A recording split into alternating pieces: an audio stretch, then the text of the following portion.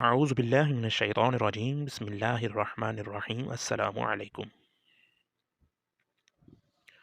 قرآن مجید میں اللہ تبارک و تعالیٰ ارشاد فرماتا ہے کہ ہر نفس کو موت کا ذائقہ چکھنا ہے، یعنی کائنات کے ہر جاندار کے لیے اللہ پاک نے موت کا وقت اور جگہ متعین کر رکھی ہے۔ اس سے کسی کو چھٹکارا نہیں ملے گا اور نہ ہی کوئی اس سے بھاگ سکے گا۔ اسی لیے ابلیس شیطان کو بھی ایک دن موت آئے گی، لیکن وہ دن کون سا ہوگا؟ کون ابلیس کو موت دے گا؟ کیا شیطان کو نزا کے عالم میں تکلیف ہوگی؟ شیطان کی قبر کہاں بنائی جائے گی؟ شیطان کتنے عرصے تک موت کی نیند سویا رہے گا؟ ناظرین اکرام، آج ہم انہی سوالات کے جوابات قرآن و حدیث کی روشنی میں بیان کریں گے۔ تو ویڈیو شروع کرنے سے پہلے آپ سب سے گزارش ہے کہ ہمارے چینل کو سبسکرائب کریں، لائک کریں، شیئر کریں اور اپنی رائے کا اظہار کمنٹ سیکشن میں ضرور کیجیے گا۔ تو آتے ہیں اپنی واپس ویڈیو کی طرف۔ ناظرین، جب شیطان مردود کو اللہ تبارک و تعالیٰ نے جنت سے نکال دیا تو اس نے اللہ تبارک و تعالیٰ سے قیامت تک کی مہلت مانگی۔ قیامت سے پہلے مجھے موت نہ آئے، لیکن اللہ پاک نے نہ اسے وقت مقرر تک یعنی ایک خاص وقت تک مہلت دی، جسے قرآن مجید کی سورہ حجر میں یوں بیان فرمایا گیا ہے۔ اس نے کہا، اے پروردگار، لوگوں کو زندہ کیے جانے تک مجھے مہلت دے۔ اللہ تبارک و تعالیٰ نے ارشاد فرمایا، تجھے مہلت دی جاتی ہے وقت معلوم تک کے لیے۔ ناظرین، وقت معلوم کو مفسرین نے نفع اولا لکھا ہے، یعنی جب اسرافیل علیہ السلام پہلی دفعہ سور پھونکیں گے۔ معزز دوستو، قیامت کی نشانیاں جب پوری ہو جائیں گی تو مومنوں کی بغلوں کے نیچے سے ایک پیاری خوشبودار ہوا گزرے گی، جس سے تمام ایمان والے وفات پا جائیں گے، اور پھر اس کے بعد 40 سال کا زمانہ گزرے گا کہ جس میں کوئی بچہ بھی پیدا نہ ہوگا، یعنی ہر انسان کی عمر کم سے کم 40 سال ہوگی۔ مسلمان چونکہ مر چکے ہوں گے، اس لیے زمین پر صرف مشرک اور کفار رہ جائیں گے۔ تفسیر در منصور جلد نمبر 5 صفحہ نمبر 71 پر لکھا ہے کہ جب مومنین کی وفات کو 40 سال گزر چکے ہوں گے تو پھر حضرت اسرافیل علیہ السلام پہلی دفعہ سور پھونکیں گے۔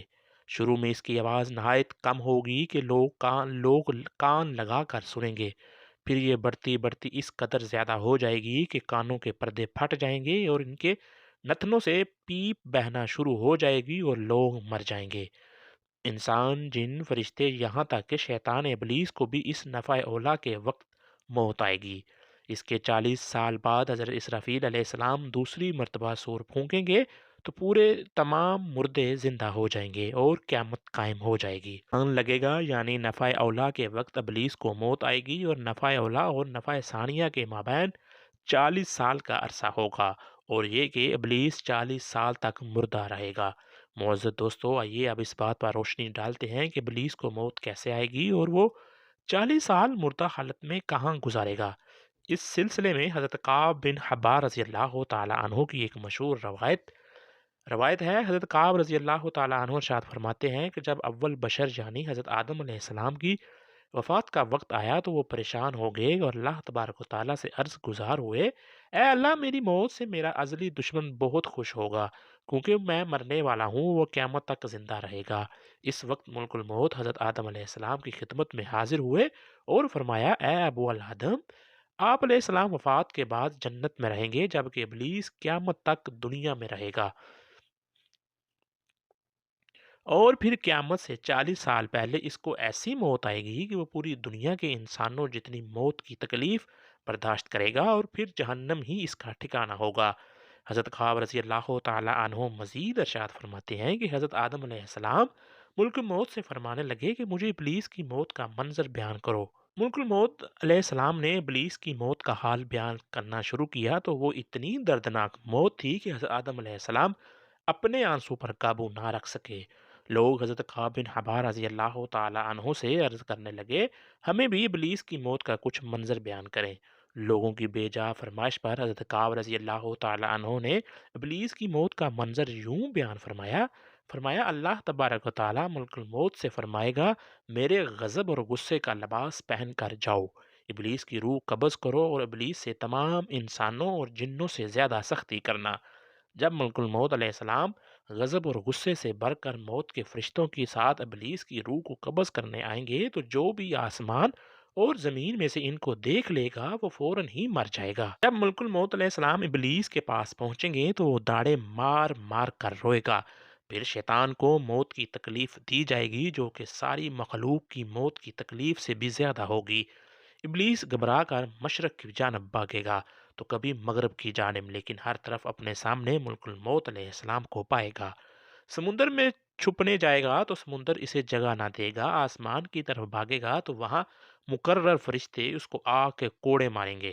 حضرت آدم علیہ السلام کی قبر کے پاس کھڑا ہو کر کہے گا، اے آدم، تمہاری وجہ سے میں ملعون اور مردود بنا، کاش کہ تم پیدا ہی نہ ہوتے۔ پھر ملک الموت سے کہے گا، کتنی سختی اور تکلیف کے ساتھ میری جان نکالو گے؟ ملک الموت فرمائیں گے کہ جتنے لوگ جہنم میں ہیں ان سب کی موت سے کہیں زیادہ تکلیف اور سختی کے ساتھ۔ یہ سن کر شیطان تڑپنے لگے گا اور چیختا چلاتا ادھر ادھر بھاگنے لگے گا اور اسی جگہ پہنچ جائے گا جہاں اس نے جنت سے نکلنے کے بعد پہلا قدم رکھا تھا۔ وہ جگہ آگ سے انگارے کی طرح سرخ ہوگی، زمین چنگاری کی طرح ہو جائے گی اور زبانیاں فرشتے اس کو گھیر لیں گے، زنبوروں اور آروں سے اس کو چیریں گے۔ جب تک اللہ تبارک و تعالیٰ چاہے گا اس وقت تک حالت نزاع اور موت کے غصے کا شکار رہے گا، اور وہاں جہنم کی سنڈیسیاں لگی ہوں گی، ان سنڈیسیوں سے تڑپا تڑپا کر اس کی جان نکالی جائے گی۔ ناظرین، حضرت آدم اور حوا علیہ السلام سے کہا جائے گا کہ ذرا اپنے دشمن کو دیکھو کس طرح ذلت کے ساتھ مر رہا ہے۔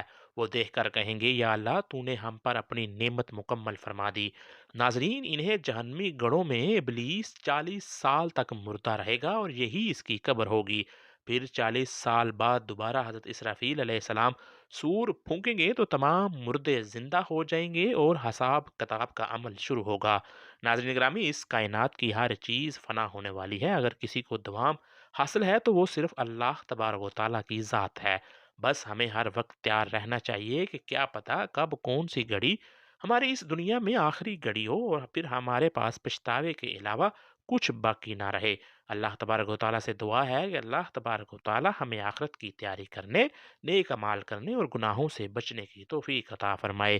آمین یا رب العالمین۔